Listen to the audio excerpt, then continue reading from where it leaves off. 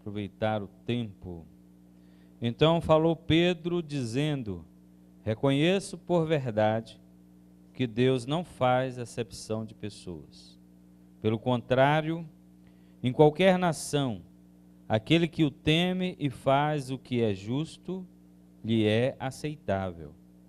Esta é a palavra que Deus enviou aos filhos de Israel, anunciando-lhes o evangelho da paz, por meio de Jesus Cristo. Este é o Senhor de todos. Vós conheceis a palavra que se divulgou por toda a Judeia, tendo começado desde a Galileia, depois do batismo que João pregou, como Deus ungiu a Jesus de Nazaré com o Espírito Santo e com poder, o qual andou por toda parte, fazendo bem e curando a todos os oprimidos do diabo, porque Deus era com ele. E nós somos testemunhas de tudo o que ele fez na terra dos judeus e em Jerusalém, ao qual também tiraram a vida, pendurando-o no madeiro. A este ressuscitou Deus no terceiro dia e concedeu que fosse manifesto, não a todo o povo, mas às testemunhas que foram anteriormente escolhidas por Deus, isto é, a nós que comemos e bebemos com ele, depois que ressurgiu dentre os mortos, e nos mandou pregar ao povo e testificar que ele é quem foi constituído por Deus, juiz de vivos e de mortos. Dele, todos os profetas dão testemunho de que, por meio de seu nome, todo aquele que nele crê recebe remissão de pecados. Ainda Pedro falava estas coisas quando caiu o Espírito Santo sobre todos os que ouviam a palavra. Amém, igreja? Amém. Pode sentar, por favor. Deus abençoe os irmãos, abençoe a igreja. Obrigado a todos, obrigado aos meninos ali que estão visitando. Davi, né, que a gente tem mais contato. Ô Davi, fica de pé, irmão. Vê se esse Davi não parece um Golias. Olha o tamanho dele, irmão. Eu acho que o nome dele é Golias, é raro lá. Pois é. Mas Deus abençoe vocês aí, viu? Irmãos amados, hoje de manhã eu deixei uma dica aqui, de que hoje eu ia falar sobre a poderosa simplicidade do Evangelho. Esse é o título desta mensagem. Vamos ver se vocês prestaram atenção. A poderosa simplicidade, todo mundo. Isso aí, aproveita a cola, vamos juntos. A poderosa simplicidade do Evangelho. Amém. Estou lendo, né, o livro dos Atos, né, atualmente, esse livro. E estou observando, né, as características das pregações que estão registradas nesse livro. Eu ainda não cheguei ao final, vão ter outras pregações, né? Eu estou aqui na leitura, acho que capítulo 13, terão outras pregações, o apóstolo Paulo vai entrar em cena, terão outras pregações, claro que nós já lemos, né, as outras pregações, e eu estou observando essas pregações. É por isso que eu quis falar sobre esse assunto nessa noite. E eu tenho pensado, nessas últimas semanas, muito nas pregações atuais, nas pregações de hoje, pois as igrejas que adotaram a liturgia modernista, dia a dia estão precisando inventar e reinventar para atraírem e manterem sua membresia. Essa é a fase que a igreja está passando agora. Nós estamos vivendo essa fase na história da igreja. Como de vez em quando eu falo aqui, quem estudou seminário, eu dou aula da história da igreja. A igreja passou por muitas fases, né? De altos e baixos. A história da igreja é constituída, em todos os sentidos, incluindo espiritualmente. Aquilo que parecia que estava morto, por exemplo, a época da reforma, a época que eclodiu a reforma, parecia que a igreja estava morta. Mas não, a igreja nunca morreu e nem nunca vai morrer. Porque Deus sempre guarda algumas pessoas. Nunca deixou de existir a igreja desde quando ela foi fundada.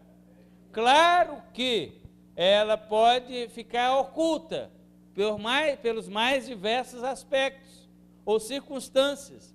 Pode. No Oriente Médio, a igreja precisa se esconder para que ela sobreviva. Na Ásia, em muitos lugares, ela precisa estar escondida, reunir-se nos lares de 3, 4 pessoas, 5 no máximo. Não pode reunir mais do que 10. É uma fase da história da igreja, é uma fase atual também. Mas no mundo ocidental, ela ainda se reúne nos templos, ela se reúne em mais número de pessoas. E a fase que nós estamos vivendo aqui no mundo ocidental, no Brasil, que é o lugar que nós estamos, nós temos visto como a igreja, né, tem se distanciado da pregação do evangelho bíblico. Essa é a fase. Mas como eu disse, Deus sempre guarda os que são seus. E não é 100% das igrejas que se distanciaram. Deus guarda o seu povo em qualquer fase que a igreja passar. Então as perguntas são: o que aconteceu com a pregação da doutrina da salvação? E a doutrina da santificação? E a das boas obras? E a da fé? E a doutrina da veracidade das Escrituras? E as doutrinas da vida, morte, ressurreição, ascensão do nosso Senhor Jesus Cristo? O que aconteceu? Que não se ouve falar disso mais nas igrejas que adotaram o modernismo. Confesso aos irmãos que eu fico um pouco assombrado, sim. Vou contar meu pecado e minha falha, né? Se isso for um pecado. Fico um pouco assombrado como as doutrinas bíblicas escoaram pelo ralo e foram substituídas por pregações que têm a finalidade de fazer o pecador não se importar com os seus pecados, ou tentam aumentar as medidas da porta estreita, alargando-a. Tentam, né? Porque a porta é estreita e Deus não vai. Tem outra porta larga já, lembra? Tem 2 portas, uma estreita e uma larga. Não adianta querer aumentar a estreita. Você quer aumentar, já vai para a larga, que já tem uma larga. Sei também que muitos pastores e líderes tomaram medidas desesperadas para se adequarem às tais liturgias modernistas, quando viram o êxodo de seus membros ou de outras pessoas em direção a essas igrejas. Ficaram com medo. Eu sei disso, irmãos. Como pastor, e que conheço muitos pastores, e que conversa vai, conversa vem, vemos isso, esse medo, essa preocupação. Se eu não mudar, eu vou ter que fechar a igreja. Se eu não mudar, eu vou ter que parar. Eu não vou conseguir continuar, não vou conseguir pagar o aluguel da igreja, não vou conseguir continuar. Tem isso, irmãos. Alguns deles não concordam muito com essa variedade de estratégias utilizadas para esse crescimento, que se passam por bíblicas, mas não são bíblicas. Mas o fato é que essa é a fase atual da igreja. Neste sermão de hoje, que eu quero conscientizar a igreja a não se deixar levar por programas diversificados de atração, se eles não forem baseados nas Escrituras Sagradas, ao mesmo tempo em que devemos estar conscientes de que o verdadeiro Evangelho de Jesus Cristo, ele é simples e poderoso. A primeira coisa que eu quero falar, vamos contextualizar a situação. Hoje em dia, dificilmente convivemos com alguém que não sabe nada das coisas de Deus. Todo mundo que a gente passa, ou conversa, ou vai passando, escuta, fala alguma coisa de Deus. Foi de manhã, né, que a gente falou, Deus te abençoe, vai com Deus. Houve uma proliferação de igrejas e grupos evangélicos que chegam a impressionar. Todo lugar que você vai, muitas igrejas, grupos evangélicos que reúnem aqui, reúnem ali, segunda, terça, quarta, quinta, sexta, sábado, domingo. Mas o que impressiona, o que eu digo para mim, não é com a quantidade de igrejas e grupos, não, porque acho que tinha que crescer mesmo, tinha que ter mesmo, mas a diversidade divergente do que se está pregando.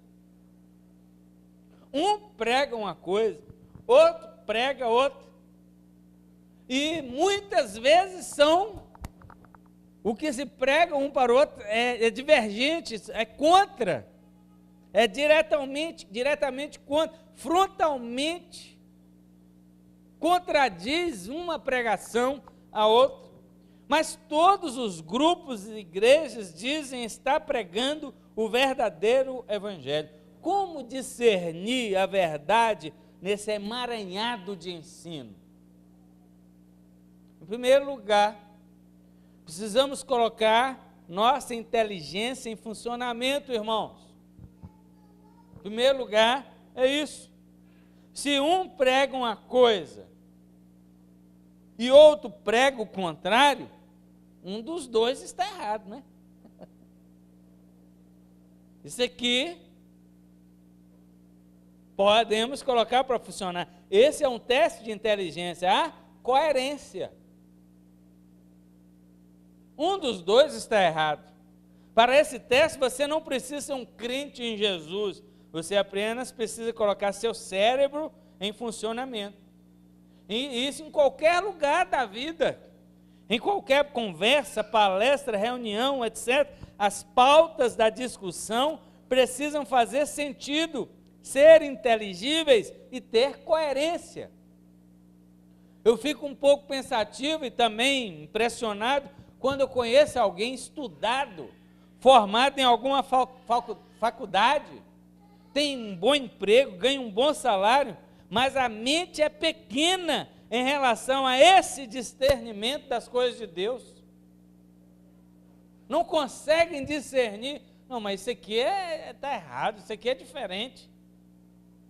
Mas chega aqui, não, eu concordo com isso. Chega ali, outro falou uma outra coisa diferente, que contradiz aqui. Eu concordo com isso. Me lembrei agora aqui, uma época que morava aqui, a Adriana colocou uma pessoa para trabalhar, né, dar uma limpeza em casa, enquanto ela trabalhava fora. Aí um dia eu perguntei para ela que religião que ela era. Aí, olha a resposta. Aí eu sou um pouco católica, um pouco espírita e um pouco crente. Eu ri assim. Eu ri assim. Eu ri por quê? Porque a pessoa nem sabe o que está dizendo. Será que ela não pensa que Uma coisa não tem nada a ver com outra. Você está vendo? Por isso que eu disse, em primeiro lugar, a gente tem que colocar isso aqui para funcionar. Todo mundo tem cérebro e inteligência. Então coloca para funcionar.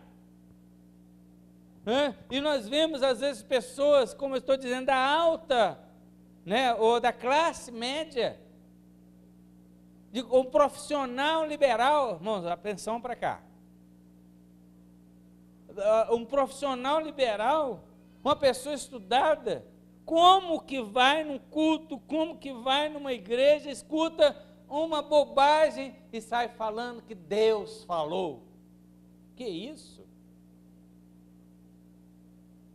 Se você conversa com essa pessoa sobre as coisas de Deus, fica impressionado como ela não consegue perceber a incoerência do que ela está aprendendo. Eu não culpo tanto aqueles que não sabem nada e estão aprendendo errado, mas aqueles que já têm noção e acesso às Escrituras deveriam ter um entendimento e discernimento das coisas. Em segundo lugar, uma outra coisa que precisa também, só que agora não é uma coisa humana, algo que não depende do cérebro humano, depende do Espírito Santo. Aí eu já não posso criticar a inteligência humana, pois nas coisas espirituais, o ser humano só pode ser despertado pelo Espírito de Deus. O apóstolo Paulo fala que o homem natural não aceita as coisas do Espírito. Claro que ele não aceita. Ele não entende nada. Vamos ver esse versículo aí em primeira carta do apóstolo Paulo aos Coríntios. A igreja que estava situada na cidade de Corinto. No capítulo 2, o verso 14, ele diz isso. Eu vou ler aqui. Ora, o homem natural não aceita as coisas do Espírito de Deus, porque eles são loucura. Parecem loucura. Não pode entendê-las, porque elas se discernem espiritualmente. Então, na parte que me cabe como ser humano, eu tenho que usar o cérebro para saber se uma coisa é coerente ou não. Mas chega um ponto em que eu fico parado porque eu não consigo dar um passo a mais. Não consigo dar um passo a mais. Então o Espírito Santo, ou ele entra em ação ou não. E o apóstolo Paulo, as Escrituras estão afirmando isso. O homem natural não aceita as coisas de Deus. Parece loucura. Não via antes isso? Todo mundo fala que os crentes é tudo doido. Antes era assim, hoje não se fala mais tanto assim. Porque, como eu disse no começo, começou a ter uma mistura. Semeou-se muitas coisas, estão ainda sendo semeadas muitas coisas. Umas coisas certas, muitas coisas erradas, umas coisas de um jeito, outras coisas de outro jeito. Então as pessoas passaram a ter noção, mas apenas noção, mas para admitir completamente, para aceitar plenamente, é somente pelo Espírito Santo de Deus, irmãos. Para ele, o homem natural, as coisas espirituais parecem loucura. E aqui chegamos no ponto-chave do que eu quero dizer. Se o evangelho verdadeiro não está sendo pregado em muitos lugares, e se nesses lugares muitas pessoas têm se aderido ao que está sendo pregado lá, essa é uma pergunta. Essa é uma obra espiritual conduzida pelo Espírito Santo? Preste atenção. É condicional essa pergunta. Se o evangelho verdadeiro não está sendo pregado em muitos lugares, mas nesses lugares multidões têm se aderido ao que está sendo pregado, essa obra está sendo conduzida pelo Espírito Santo? E se não for, ou se não estiver sendo conduzida pelo Espírito Santo, se não for do Espírito Santo, essa multidão está sendo verdadeiramente salva? Não está sendo pregado o Evangelho verdadeiro. Vamos prosseguir. Segunda coisa que eu quero falar. E eu quero continuar fazendo ou continuando com perguntas. Mantendo as perguntas. Para a permissão e a admissão da liturgia modernista na igreja. Será que os temas do verdadeiro Evangelho ficaram caducos? Porque não se prega mais.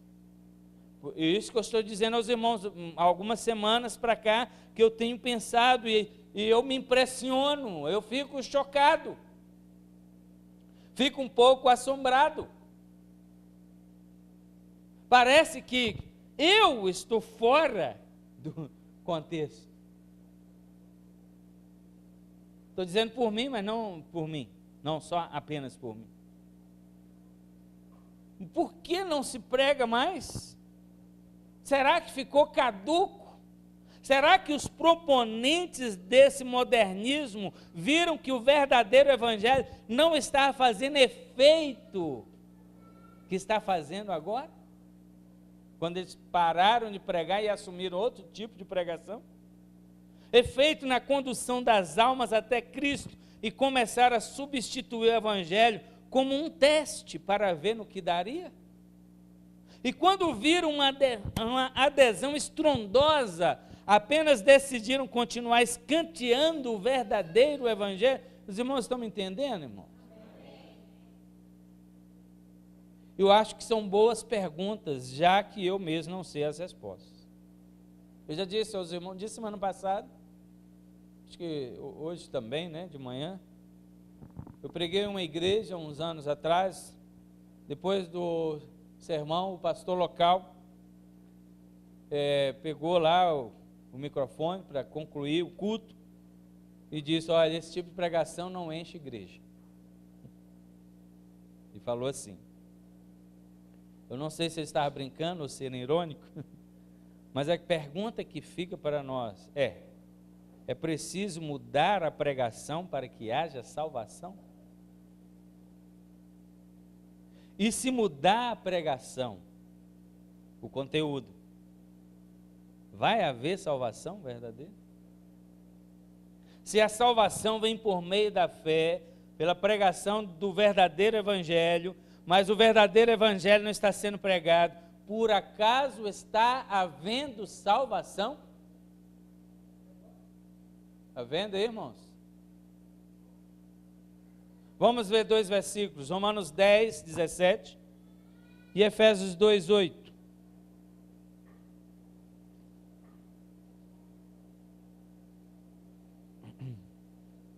Glória a Deus. Romanos 10, 17. E assim, a fé vem pela pregação. E a pregação pela palavra de Cristo. Olha, uma coisa está ligada à outra. Está diretamente ligada à outra. A fé vem pela pregação, mas a pregação não é qualquer pregação. É a palavra de Cristo. E Efésios 2, verso 8, o que vai acontecer? Pode ler quem achar.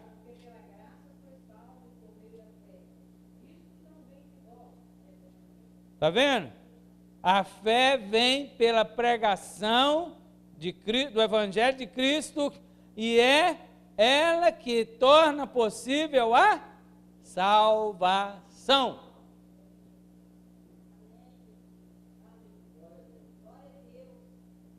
Então, se o Evangelho não está sendo pregado, mas está havendo adesão, eu estou confirmando, se um certo evangelho está sendo pregado, mas não é o evangelho bíblico, não é o evangelho verdadeiro, não é o evangelho de Cristo, mas está tendo adesão, muita adesão.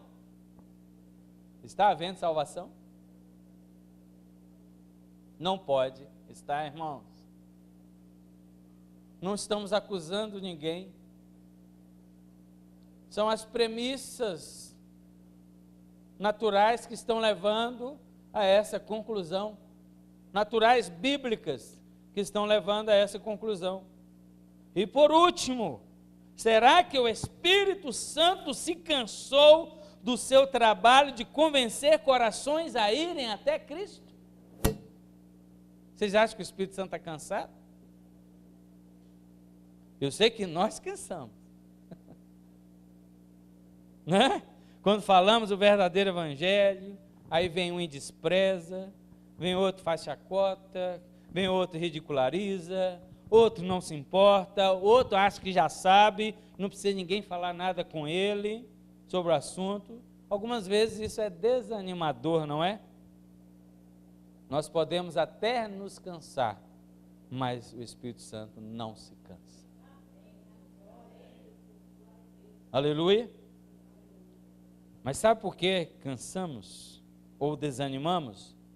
Porque nos esquecemos que não somos nós que salvamos. A gente quer salvar. Instintivamente a gente quer que aquela pessoa seja salva. Então a gente vai, então a gente insiste, então a gente é até chato às vezes. Aí você fica meio que desesperado. Aí vem um emprego que você tem que salvar porque tem uma pedrinha lá na sua coroa. Aí você fala, não, meu Deus, estou sem pedrinha nenhuma até hoje. É isso, irmãos. Mas nós nos esquecemos, não somos nós que salvamos alguém. Cristo não nos deu essa missão. Essa missão é impossível. Você já viu aquele filme, Missão Impossível? Aquela série de filme? Aquela série é só uma série mesmo. A verdadeira missão impossível é essa. Não há como eu e você salvarmos alguém. Não salvamos ninguém. Não temos essa capacidade. E agora, né, de um tempo para cá, para a glória de Deus, nós temos aprendido que a pregação é direcionada a todos. Mas somente os eleitos. Quem são os eleitos? Aqueles que foram separados e escolhidos por Deus lá na eternidade, há muito. Esses responderão positivamente e aceitarão o evangelho. Os não eleitos não aceitarão. Não aceitarão o evangelho. Ouvirão o evangelho, mas não concordarão com ele. Pode até respeitar o que está sendo dito, mas o coração deles não se abre para admitir que ele é um pecador desgraçado e que precisa se arrepender dos seus pecados. E ele não consegue fazer, ele acha que ele é bom. Ele acha que é gente boa, tem umas coisas ruins, mas no geral é melhor do que a maioria das pessoas. Então ele não se abre para o que Deus tem a dizer no coração dele.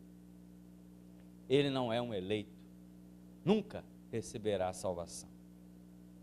A pregação do verdadeiro evangelho será sempre eficaz, igreja, porque ela serve para duas coisas: para salvar e para condenar. Essa é a razão mais maravilhosa da pregação do verdadeiro evangelho. Em Isaías 55:11, o Senhor diz: a minha palavra não voltará vazia, mas fará aquilo que eu designei. A uns vai salvar, a outros vai condenar. A minha palavra é para essas duas coisas, diz o Senhor. Não desistamos de pregar o verdadeiro evangelho, igreja, pois o Santo Espírito não está nem cansado e nem desanimado. Ele está bem ativo, atuando na palavra anunciada. Aleluia! A última coisa que eu quero falar, aí tem a ver com o título agora: simplicidade e poder do Evangelho. Diante de tudo que nós falamos, agora voltemos para o texto lido de Atos 10, e com que nos deparamos?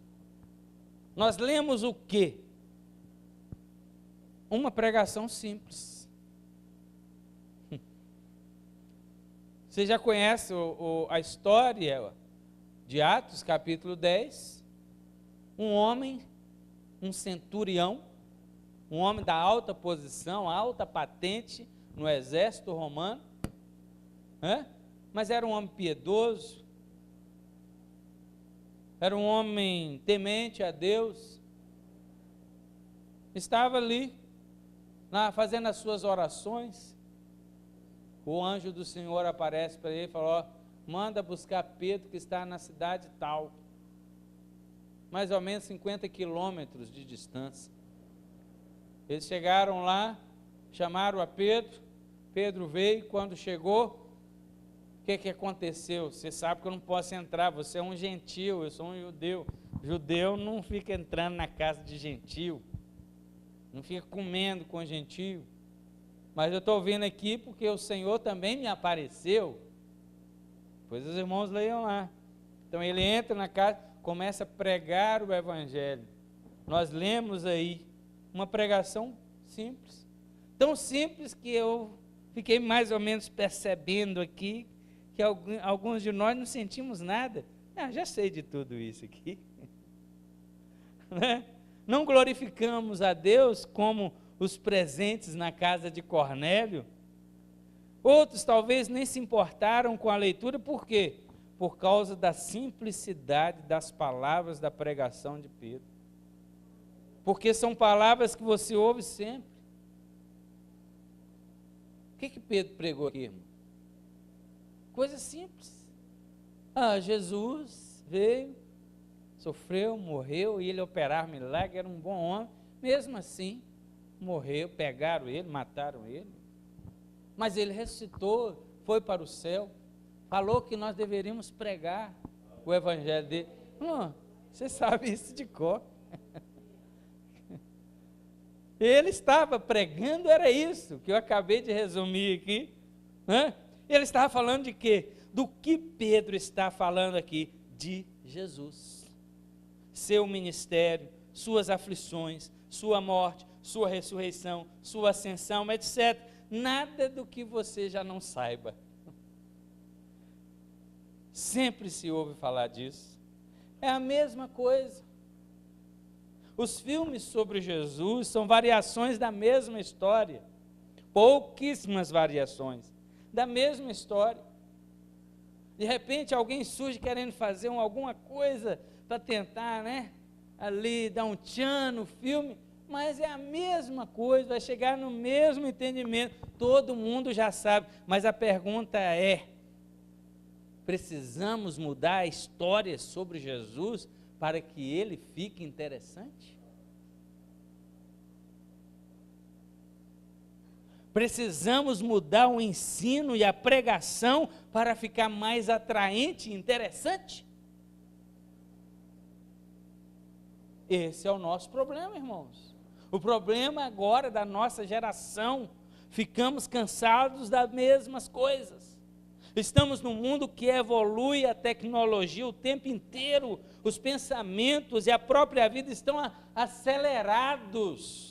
Não, novidade toda hora, cada hora surge uma novidade, uma informação, um conhecimento, alguém que fala isso, outro que fala aquilo. Essa vida nos carrega em seus braços e nos enche de informações, atrações, recreações, inovações, e acabamos nos cansando das coisas de Deus. Por quê? As coisas de Deus são as mesmas coisas.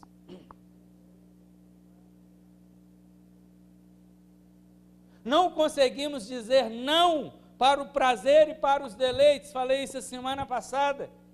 Não conseguimos dizer não para os lazeres, mas sempre dizemos depois, para as orações, para os cultos, para a leitura e meditação das Escrituras, para as coisas de Deus. Depois, que isso, agora não, depois, mas vamos ali no churrasco? Agora, vamos ali passear? Agora, mas você está cansado? Não, mas não é todo dia que eu faço isso, mas mas todo dia que surge, é agora. Então nos cansamos, porque são as mesmas coisas.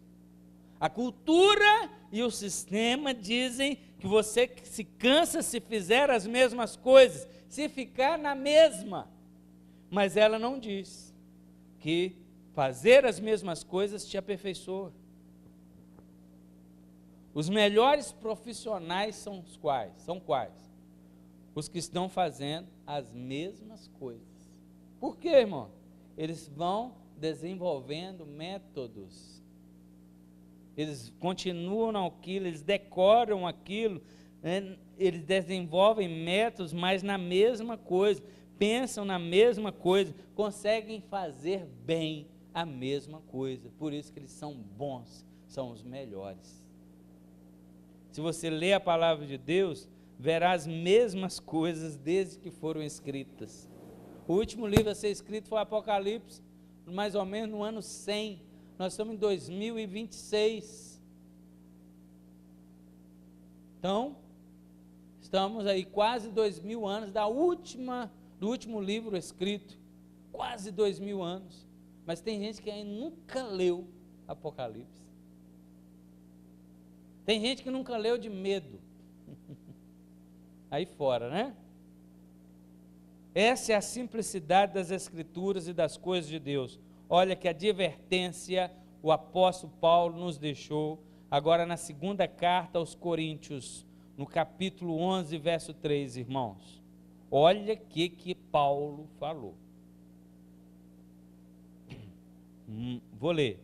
Mas receio que, assim como a serpente enganou a Eva com a sua astúcia, assim também seja corrompida a vossa mente e se aparte da simplicidade e pureza devidas a Cristo. Olha que versículo. Se reclamar da simplicidade, vai se aproximar do que é difícil. Eva tinha recebido orientações bastante claras da ordem de Deus, mas achou que era simples demais e se apartou delas.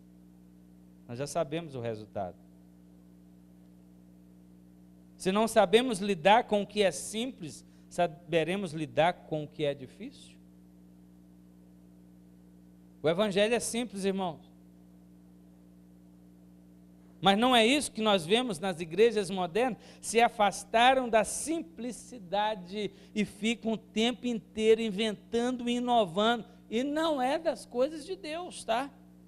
Até ficarem cansados e se desviarem, porque é isso que está acontecendo. Se cansam, porque não vem do Espírito, não vem da palavra de Deus, se desviam.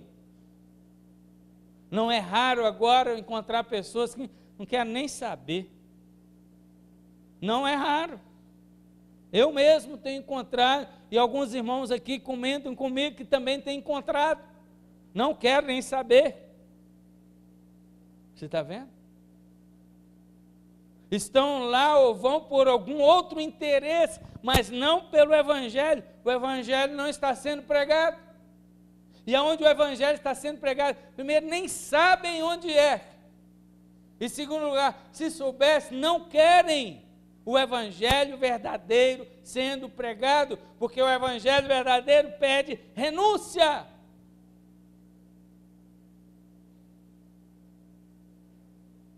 Mas, irmãos amados, além da pregação do verdadeiro Evangelho ser simples, ela é poderosa.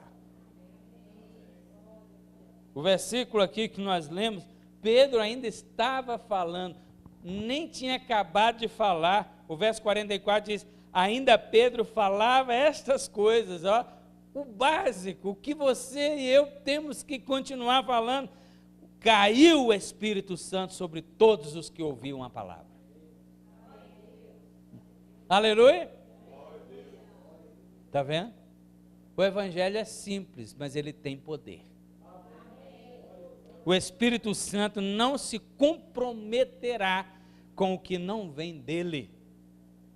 Por isso nós não vemos mais poder, não buscamos, nos afastamos da simplicidade, flertamos com o que é difícil, porque é diferente. Aí profanamos a santidade e o poder do Senhor. Mas Romanos 1,16 diz que o Evangelho é o poder de Deus para a salvação de todos? Não, de todo aquele que crê.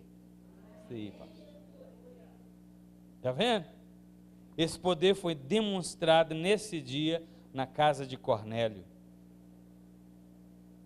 Em Atos capítulo 2, verso 37, o poder foi demonstrado quando Pedro, o Espírito Santo desceu ali, pela primeira vez, Pedro começou a falar com aquelas pessoas, porque tem alguns que estão bêbados, eles estão bêbados, eles estão loucos.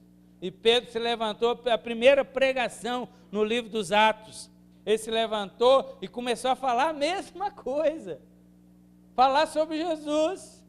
Ele era um homem poderoso, em palavras, em obras, seus milagres, tudo o que aconteceu, ele fez, aquilo e isto, mesmo assim, motivou a inveja dos líderes religiosos, e eles incitaram as autoridades romanas, as autoridades civis, para que o pregassem numa cruz, mas Deus o ressuscitou. De todo jeito, esse também era o propósito de Deus. Hoje um irmão me enviou uma piada no WhatsApp. É uma piada. E depois eu respondi.